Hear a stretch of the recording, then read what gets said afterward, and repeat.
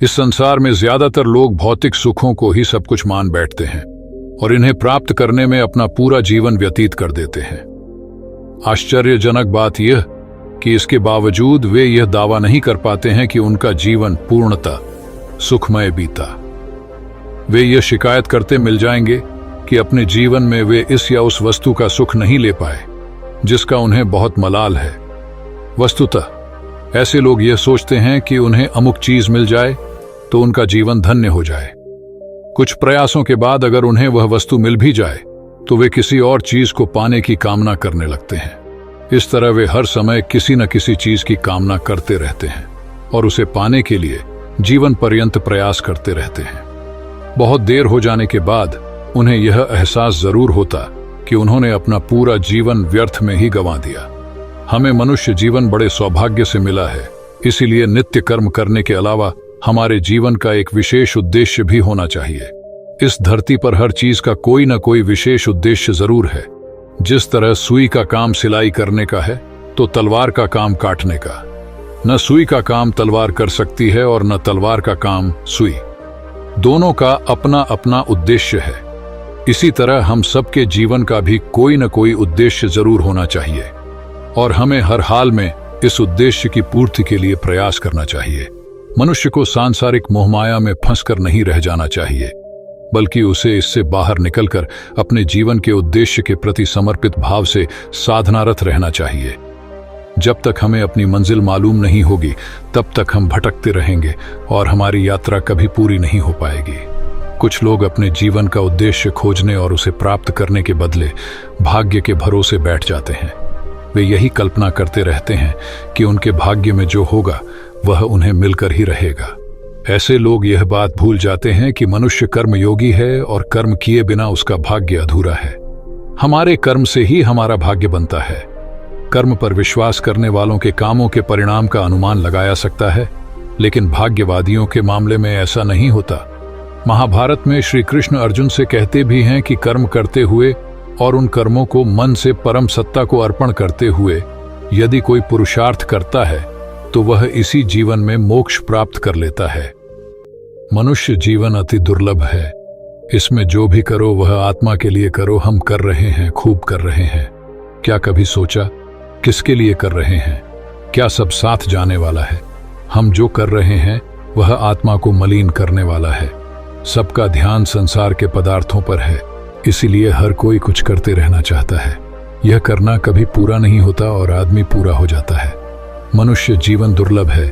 इसमें जो करो वह आत्मा के लिए करो तो जीवन सार्थक हो जाएगा।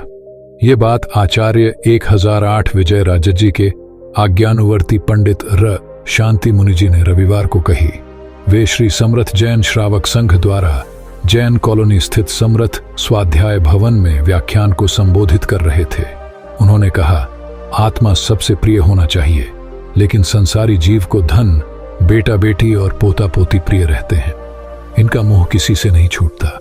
वास्तव में हमें वह प्रिय लगता है जो हमारी आत्मा के लिए हितकर नहीं है। हमारी यही भूल जीवन में सारा परिश्रम आत्मा को मलिन करने के लिए कराती है। कर्मबंध संस्कारों की प्रकृति ऐसी है कि हर जीव कुछ न कुछ करते रहना चाहता है। मन, वचन और काया से व्यक्ति जो भी करता है वह आत्मा को मलिन करता है। कपड़े गंदे होने पर सब धो लेते हैं, लेकिन आत्मा पर फैली मलिनता साफ करने का विचार किसी को नहीं आता। आत्मा का कल्याण मनुष्य भव में नहीं हो तो कर्मों का फल जन्म जन्मांतर तक भोगना पड़ता है। उन्होंने कहा, जीवन में हमेशा आत्मा को मलिन करने के बजाय उच्चता की ओर ले जाने का लक्ष्य रखना चाहिए। सामयिक और धर्म आराधना आत्मा की सफाई के मार्ग है। विडंबना है कि संसारी मनुष्य इन मार्गों पर चलकर सफाई करने से अधिक अपना मन, आत्मा को मलिन करने में लगा रहा है। सफाई का काम केवल सम्यक दृष्टि ही कर सकती है। मिथ्या दृष्टि आत्मा से यह कार्य नहीं होता। मनुष्य भव में हमें सारी सोच आत्मा के प्रति रखना चाहिए। संसार के बजाय सारे कर्म आत्मा के लिए करने का भाव रखेंगे तो समझ लेना कि सम्यक दृष्टि जागरण पैदा हो गया। ऐसे भाव से ही जीवन आनंदमय बनेगा। व्याख्यान की शुरुआत में विद्वान सेवाभावी धैर्य मुनि जी ने धर्म आराधना कर जीवन को मोक्ष के मार्ग पर ले जाने की प्रेरणा दी। इस दौरान सेवाभावी अनुपम मुनि जी सहित कई श्रावक श्राविकाएं उपस्थित थे। रतलाम श्री संघ के विजेंद्र गादिया ने बताया, 12 मार्च के व्याख्यान लक्ष्मीनगर स्थित रमेश चंद्र पोखरना के निवास पर होंगे। संचालन पंकज चाणोदिया ने किया। दुख के बारे में सावधानी दर्शानी है, वह हमें तोड़ न दे। जैसे सुख के बारे में हमें यह सावधानी दर्शानी है कि वह अपनी चकाचौंध में हमें अंधा न बना दे, वैसे ही दुख के बारे में हमें यह सावधानी दर्शानी है कि वह हमें तोड़ न डाले। यह बात गोपाल गौशाला कॉलोनी में साध्वी दिव्य प्रज्ञा श्री जी ने कही। उन्होंने कहा, कर्मों की थैली में से किस पल कौन सा दुख बाहर आकर हम पर टूट पड़ेगा, कहा नहीं जा सकता। हो सकता है कि व्यापार में अनायास करोड़ों का नुकसान हो जाए, युवावस्था में अटैक आ जाए, एक्सीडेंट में बेटे की मृत्यु हो जाए। इस तरह के दुख जीवन में किसी भी क्षण आ जाए, इसकी पूर्ण संभावना है। इनमें से एक भी प्रकार का दुख हमें तोड़ न डाले, इस बारे में हमें सतत जागृत रहना है। साध्वी दिव्य प्रज्ञा श्री जी, संयम राणा श्री जी, दीप्तिरा श्री जी रविवार को जयंत सेन धाम में रहे। वे सोमवार सुबह बिबड़ौद तीर्थ जाएंगे। वहां प्रभु भक्ति, चैत्य वंदन, प्रवचन सहित अन्य कार्यक्रम होंगे। मनुष्य जीवन का उद्देश्य भी समझें। प्रातः सूर्य के उदय होते ही जिंदगी का एक नया दिन शुरू होता है और सूर्यास्त होते तक दिन समाप्त हो जाता है। इस तरह रोज एक दिन उम्र से घट जाता है। जन्म लेने के बाद से ही आयु क्षय का यह कार्यक्रम शुरू हो जाता है, किंतु अनेक प्रकार के कार्यभार से बढ़े हुए विभिन्न क्रिया व्यापारों में लगे रहने के कारण इस बीतते हुए समय का पता नहीं चलता। ऐसे अवसर प्रायः प्रतिदिन आते हैं जब जीवों के जन्म, वृद्धावस्था, विपत्ति, रोग और मृत्यु के कारुणिक विचार प्रेरक दृश्य देखते हैं। किंतु कितना मदांध, कामनाग्रस्त और अविवेकी है इस धरती पर मनुष्य कि वह सब कुछ देखते हुए भी आंखों से, विवेक और विचार की आंखों से अंधा ही बना हुआ है। मोह और सांसारिक प्रसाद में लिप्त मनुष्य घड़ी भर एकांत में बैठकर इतना भी नहीं सोचता कि इस कौतूहलपूर्ण नरतनु में जन्म लेने का उद्देश्य क्या है, हम कौन हैं, कहां से आए और कहां जा रहे हैं। प्रकृति प्रवाह की अबूझ परंपरा में प्रवाहित मनुष्य संसार के सुखों को, इंद्रियों के भोगों को, पदार्थों के स्वामित्व को, धन, पुत्र तथा विविध कामनाओं को ही जीवन का लक्ष्य बनाकर इस बहुमूल्य अवसर को खो देता है।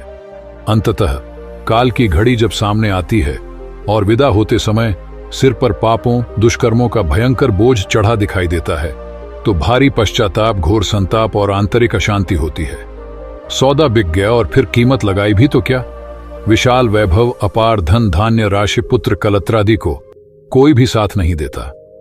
यह सारा संसार, यहाँ की परिस्थितियां सब ज्यों की त्यों दिखाई देती हैं, किंतु वह सब उस समय उपयोग के बाहर होती है। अपना शरीर भी साथ नहीं देता। केवल अच्छे बुरे संस्कारों का बोझ लादे हुए जीवन परवश यहां से उठ जाता है। कितनी अस्थिरता होती होगी उस समय, यह कोई भुक्त भोगी ही समझता होगा। मनुष्य के जीवन में यह जो विस्मृति है वह सब असत के संग से है। ज्ञान का आदर करने से हमारे भीतर से प्रश्न उठेंगे, हमारा कौन है, हम क्या हैं, हमें क्या नहीं करना चाहिए। इसका ज्ञान हमारे अंदर मौजूद है, पर अपने जीवन का कोई सही दृष्टिकोण न बना सकने के कारण वह सारी ज्ञान शक्ति विशृंखलित और बेकाम पड़ी हुई है। मनुष्य का पहला पुरुषार्थ है जीवन लक्ष्य में प्रमाद न होने देना। यह तभी संभव है जब कर्तव्यों का उचित और सम्यक ज्ञान हो। कर्तव्यों की विस्मृति मनुष्य ने अपने आप ही की है। जब वह कुछ करना चाहता है तो उसे औरों की आवश्यकता का ध्यान नहीं होता, वरन वह यह जानना चाहता है कि इसमें मेरा लाभ क्या है। अपने लाभ की अपेक्षा औरों के लाभ की बात सोचे तो कर्तव्य की विस्मृति न हो। इस कर्तव्य और अकर्तव्य के ज्ञान पर ही मनुष्य का उत्थान और पतन अवलंबित है। व्यावहारिक जीवन में कोई नीचे नहीं गिरना चाहता। सभी ऊंचे, बहुत ऊंचे उठने की आकांक्षा लिए हुए हैं। प्रत्येक मनुष्य अपने आप को ऊंचा सिद्ध करना चाहता है। इसके लिए अपनी अपनी तरह के पुष्टि और प्रमाण भी एकत्रित करते हैं और समय पड़ने पर उन्हें व्यक्त भी करते हैं।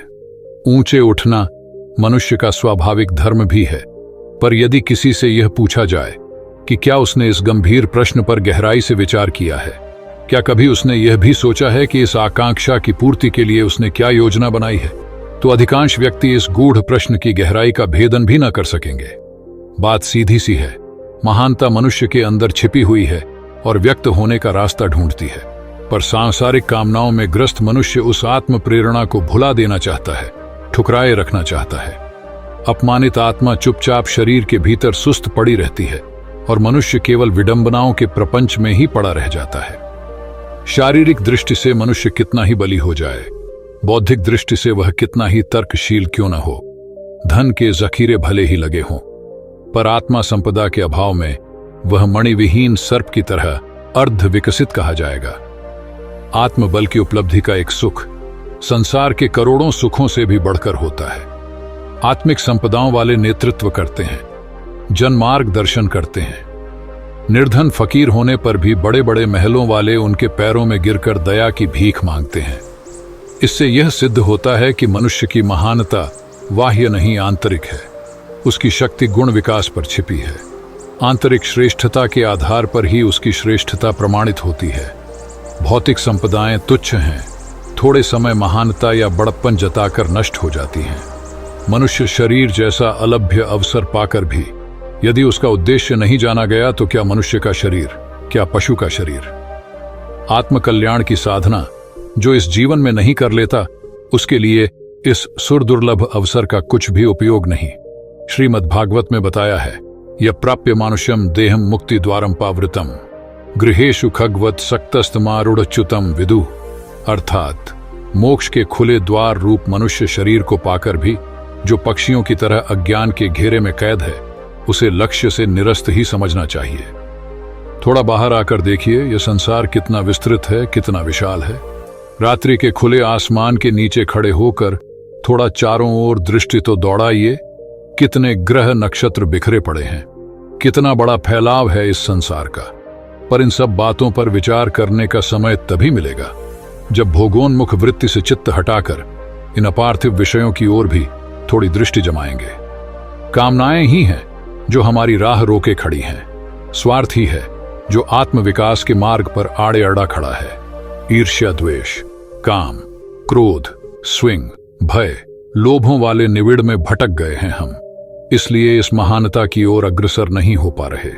हम उदार बने, साहस पैदा करें और आध्यात्मिक जीवन की कठिनाइयों को झेलने के लिए उठकर खड़े हो जाएं।